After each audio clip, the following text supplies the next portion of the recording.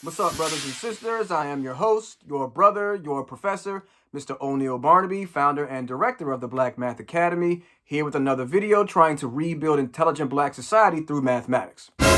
Today, I'm going to be talking to you guys about quadratic equations, but specifically how their equations, the factors, and the solutions are related to each other. Meaning that no matter which one of those things you have, either the equation, the factors, or the solutions, you'll be able to get the other two. So there really are no excuses for why you should be getting these questions wrong. My bad. It is what it is. Okay, so quadratic equations, here are some examples of what we have here. So we have an equation here, two factors here, and a solution, or two solutions rather, here. And I'm going to show you how to, no matter which one you have, you'll be able to get the other two. So for the equation, we have x squared plus 11x plus 30. So to get this one, to get the factors rather, you want to start with this, and you're looking at the last number, this 30. You want to find factors of that add to the middle number, which is the 11. So that coefficient of the x term in the middle, you want to get that. So we want factors of 30 that add to 11. Well, they happen to be 5 and 6. 5 times 6 is 30, and 5 plus 6 is 11. So when we create the factors, we're going to use those exact values to create the two factors. So we're always going to have two binomials. The first term in both of them is always going to be x. And the two factors we found out, 5 and 6, are going to go right inside the binomial. So positive 5 and positive 6. So x plus 5 and x plus 6 would be the two factors to this equation. And once you have the factors, you can then get the solutions. Step by step, you would set both of those things equal to 0 and just solve for the variable. But a faster approach is to just look at the binomial, and the solution would be the opposite sign. So since x plus 5 is a factor, its solution would be x equals negative 5. And since x plus 6 is your other factor, its solution would be its opposite sign as well. So that would be negative 6.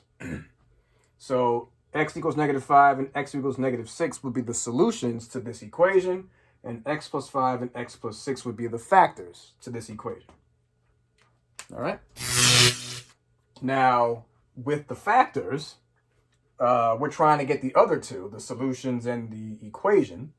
So I just taught you how to get the solutions just by looking at the factors and just just writing out its opposite sign. So since y minus 9 and y plus 5 are factors, we're going to write down its opposite sign. So since y minus 9 is a factor, its solution would be y equals 9. Let me write that better. So y equals 9. And for y plus 5, the opposite sign of that would be negative 5. So its solution would be negative 5. So these would be the solutions to these factors. Now, how to turn the factors into the equation, you all have learned this back in algebra. It's called FOIL. That acronym FOIL. F stands for first, O stands for outer, I stands for inner, and L stands for last. It's the multiplication process you would perform to turn the two binomials into the equation. So to kind of speed through, y times y would be y squared. Y times 5 would be 5y. Negative 9 times y is negative 9y. And negative 9 times positive 5 is negative 45. So this would be the equation, but you're supposed to simplify the two terms in the middle. So positive 5y and negative 9y, you would actually combine those. So 5 minus 9, when you actually combine those two, 5 minus 9 is negative 4. So negative 4y would go on the inside. So the equation would then read y squared minus 4y minus 45. And that's how you get the equation from the factors. All right. Last but not least, we have the solutions. And from that, we're trying to get the factors and the equation. So just like before, when we had the factors in the first problem, we looked at the opposite sign to get the solutions. So invariably, it would mean that the opposite sign of the solutions would then give you the factors. So since we have z equals -2 and -3, its two factors are going to be written in these binomial forms, but with the opposite sign. So z equaling -2, its binomial would be z plus 2. And for the other one, the other solution, z equals -3, its opposite sign would be +3. So when you write the binomial, it becomes z plus 3. And now you have your two factors. And then to get the equation, you would perform FOIL. Anytime you have two binomials, you're always multiplying those two together, which is always a foiling process, and that's going to give you the quadratic equation. All right, so to FOIL that, z times z, that's z squared. Z times 3 is 3z. 2 times z is 2z. And 2 times 3 is 6. All right, and again, you have to always combine the two terms in the middle. So 3z plus 2z, that becomes a 5z. So let me just rewrite it. Z squared plus 5z plus 6.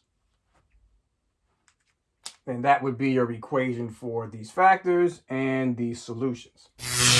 Just an aside, with these solutions, they happen to be integers, but even if your solutions were those weird looking values with the radical and the fraction, so like a 2 plus the square root of 3 over 4.